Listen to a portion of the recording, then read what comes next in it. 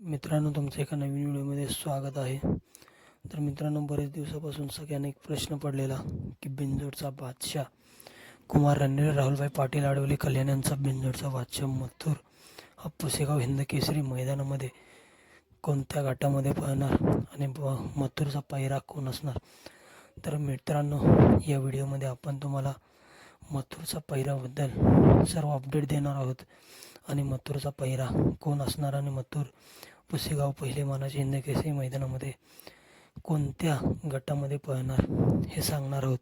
तर मित्रांनो, व्हिडिओ शेवटपर्यंत बघा आणि जे कोणी लाईक, शेअर आणि सबस्क्राईब केलं नसेल त्यांनी लाईक, शेअर आणि सबस्क्राईब केल्याशिवाय जाऊ नका. तर मित्रांनो, कुमार रणवीर, राहुलभाई पाटील, आडवली कल्याण यांचा पायरा मित्रांनो होता घोटकरांचा सर्जा, परंतु काही कारणास्तव घोटकरांचा सर्जा पळणार नव्हता. परंतु मित्रांनो, घोटकरांचा सर्जा देखील आपल्याला पुसेगाव हिंद केसरी मैदानामध्ये पळताना दिसणार आहे.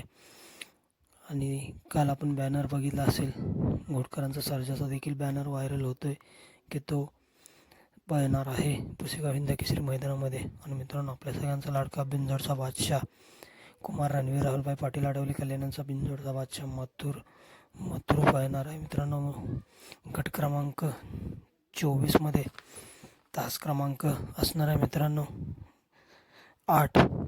मुंबईचा बिंजोडचा बादशाह मथुर आणि साखरवाडीकरांचा बावऱ्या हा मित्रांनो मथुरचा पहिरा असणार आहे.